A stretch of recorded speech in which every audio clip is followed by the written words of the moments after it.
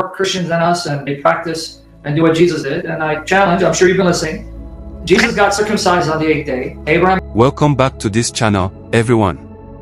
Today, we have a captivating debate that delves into the complex intersections of faith and history.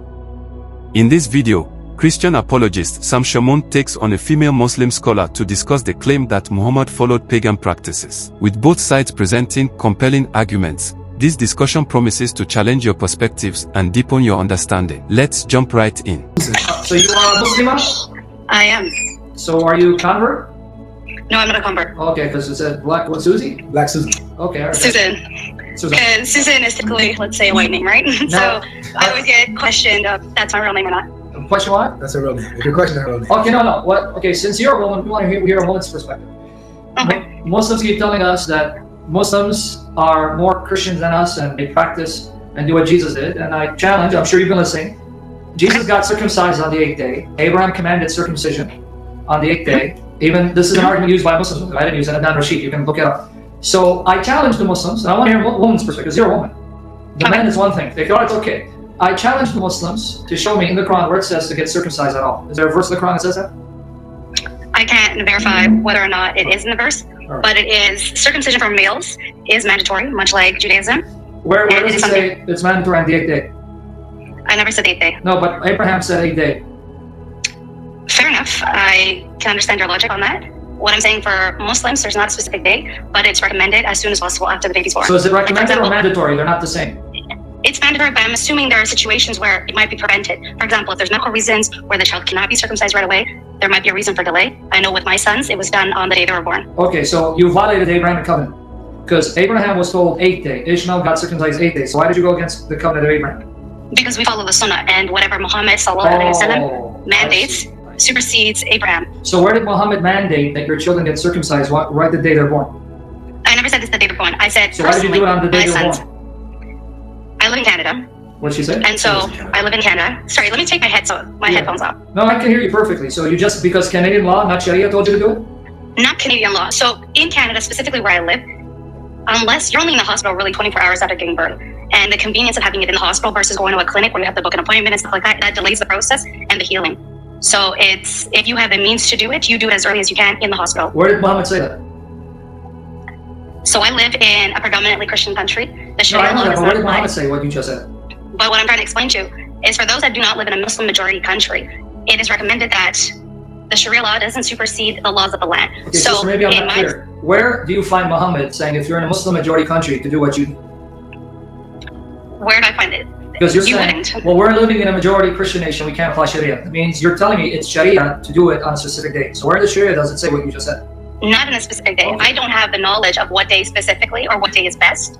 Okay, did you honor Muhammad? Did you get circumcised? That's a very personal question. Hold on, are you ashamed? I'm reading the hadith. Don't be ashamed. You just said your son got circumcised. I personally do not believe in female circumcision. You say what about? I personally do not believe in female circumcision. Well, your prophet did. We just read the sound hadith. You want me to read them again? Aisha did. Sure, go ahead. You can read it for me. Okay, one more time. I personally do not. Do not tell us your personal faith. You're a Muslim. You submit to Allah and His Messenger. Do not tell us your personal faith, because then you're going to be But it's left for interpretation. Here it is. Aisha Muhammad. Yeah, this is Sunan Abu Dawud. This is 5271 on Sunan.com. Sunan Abu Dawud. I'll read out because the Arabic words. No, narrated Atiyah al-Ansariya. A woman. Oh, you want to know? Oh, yeah. Excited. But again, you repeat it, so it gets you system. A woman used to perform circumcision in Medina. The Prophet said to her, "Do not cut severely, as that is better for a woman and more desirable for a husband." Can you tell her what the hadith classifies by? Yeah, it's great Sahih. Sahih. So your prophet saw a woman circumcising her. He says, "Don't cut too severely." I mean, they cut, but not too severely. So why did you go against what your prophet forbid? Can you give the actual context from the Quran? Yeah, what Quran? The Quran says nothing about circumcision of men. But so why did you circumcise your boys? Well, I'm asking you the question though. I answered you from the same sunnah that you got, circumcise your boys. The Quran knows nothing of circumcision. That's my argument. My argument is your Quran makes no sense because you cannot find many of these practices in your Quran. You agreed it's not the Quran, the sunnah. But the same sunnah you appealed to justify circumcising your boys is the same sunnah that says not just boys but girls. One part you kept, you ignored the other. When are you going to make tawbah? And when are you going to get circumcised? Wait, why are you You're almost making it seem like things that are so not fard, but it's not. Okay, so is it fard to circumcise males? It is. Where does it say that? I implore you to Google that, since you guys have the computer in front of you. Okay, so if it's not fard, then why did your prophet allow it? Why did he say, hey, don't do it? Why did Aisha have her nieces get circumcised? You understand what I mean, Aisha? Were her nieces, the daughters of her brother, they got circumcised. She goes, now bring someone to them so that they can not focus on the pain. So for everyone, I want everyone here, it's not mandatory, right? It is sunnah, which means what exactly? So sunnah means it's preferred, it's more preferable you do it, right? Mm-hmm. Okay, so Muhammad and Aisha preferred that woman do it. But you're saying you prefer not to, so you know more than that? No. So again, why don't you do what is more preferable, and why don't you get circumcised? I don't think the option, when people are getting circumcised, let's say from my native land, I'm from Somalia, right? I did not. Oh, they do that a lot there. Exactly. So, wait, did you hear it? Wait, sister, come back. Exactly. She does admit, Muslims in Somalia, they do it a lot, right? Sure. And so why didn't you do it? Why were you being a bad Muslimah when it's more preferable to do a sunnah? Please show me an account of a 10-year-old who actively goes out to go find someone to circumcise. I don't need to show you. Your prophet said a woman was circumcising girls, and Aisha's nieces got circumcised. So are you saying that they have to be 10? It doesn't say anything about their age. For all I know, they're probably 9 years old like Aisha. I'm giving you a random age. It's not to the child, it's to the parent. It says here that Aisha's nieces were circumcised, so it's okay if they're grown-ups. So okay, you're a grown-up, so why don't you get circumcised? What would the point of a circumcision on an adult who's already had children? So you just said that Muhammad and Aisha don't know what they're talking about. Choose your words carefully. Exactly, Muhammad. Here, let me repeat what you said. Hold on, I'm gonna repeat it to Muhammad and Aisha. Exactly, Muhammad and Aisha. What's the point that you got these girls circumcised if they're adults? Don't you know better? I'm just reading your hadith. She's saying, what's the point? Exactly. So now you're gonna say they were children? No, you're asking me as an adult, why don't I make tawbah and go ahead with the circumcision? Because I'm telling you, is it more preferable to do a sunnah than not? It is more preferable to do sunnah. And in your Somalia, were there young girls who got circumcised? Sure, like much How in old? East Africa. How old? I don't know. Okay, I'm were not they expert. under 10? Do you know someone who were under 10? I personally don't know of any. Okay, but so you're saying in Africa, but Africa was invaded by Islam. But let's say that was before Islam. So why is Muhammad? I wouldn't say Africa was ever invaded by Islam. I I'm think telling you Islam it's invaded by spread to Islam, not Africa. you. I'm telling But you. I can also argue that Christianity invaded. Yeah, don't change the subject. The Africans South do America. female circumcision because of the Muslims, right? Female circumcision is not exclusive to Islam. Okay, so you're saying that Muhammad, like a good pagan, adopted the pagan practices. Because the Not Africans were pagans, right? I'm not saying that. Because can you show me where Christians and Jews circumcise girls?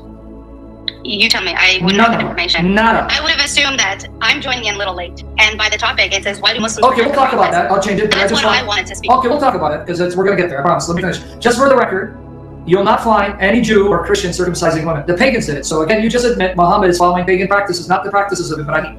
It's godlogic. The debate revolves around the topic of circumcision in Islam and its alignment with Abrahamic traditions, particularly questioning whether Muhammad followed pagan practices regarding this issue. SHAMOUN challenges the female Muslim, Susan, on the absence of specific Quranic mandates for circumcision, the practices in different cultural contexts, and the implications of hadith on female circumcision. Sam starts by addressing Susan's name and heritage, leading to a discussion on whether she is a convert to Islam. This sets the stage for establishing credibility and the authenticity of her perspective as a practicing Muslim. Sam challenges Susan to provide a Quranic basis for circumcision. He emphasizes that while Jewish tradition mandates circumcision on the 8th day, he questions the Islamic requirement. Susan explains that circumcision for males is generally recommended in Islam but may not be explicitly detailed in the Quran. Sam cites hadith to assert that Muhammad condoned female circumcision, presenting it as a contradiction within Islamic practices. Susan tries to navigate this by stating that she personally does not believe in female circumcision, highlighting a potential divergence between cultural practices and personal beliefs. The discussion raises the issue of how Islamic law is interpreted and applied in different cultures, particularly in predominantly non-Muslim countries. Sam brings up the cultural practices in Somalia, where circumcision is prevalent. Susan's response reflects an attempt to separate personal belief from cultural expectation, indicating that her sons were circumcised due to familiar practices rather than religious obligation. The debate also touches on the medical considerations surrounding circumcision and the influence of local laws in Canada, where the discussion takes place. Sam argues that failing to adhere to the practice established by Abraham is a significant issue for Muslims, questioning Susan's commitment to Islamic teachings. Susan struggles to pinpoint specific teachings of Muhammad that mandate circumcision, indicating a possible gap in her knowledge or the complexities of Islamic jurisprudence.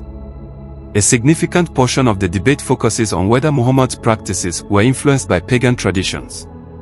Sam argues that circumcision of women has pagan roots and questions why Muslims would adopt such practices if they claim to follow a monotheistic faith. Susan's attempts to navigate this assertion highlight the challenge of reconciling cultural practices with religious teachings. The debate showcases different levels of knowledge about Islamic teachings, particularly around hadith. Sam leverages textual evidence to bolster his arguments, while Susan appears to struggle with specific sources, which can undermine her position. Susan's insistence on personal choice regarding circumcision reflects a broader trend among Muslims to adapt practices based on individual beliefs rather than strict adherence to tradition. This could resonate with a contemporary audience that values personal autonomy. Sam employs a confrontational style, asking pointed questions to challenge Susan's claims and beliefs.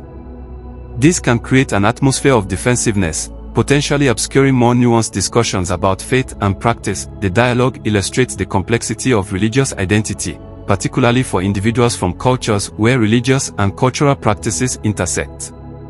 The challenge for Muslims is often balancing traditional expectations with modern views on bodily autonomy and medical ethics. Thank you for joining us for this thought-provoking debate. We hope you found it insightful and engaging. What are your thoughts on the arguments presented? Did Sam's points resonate with you, or do you side with our Muslim scholar? Share your views in the comments below. If you enjoyed the video, please like, subscribe, and help us spread the dialogue.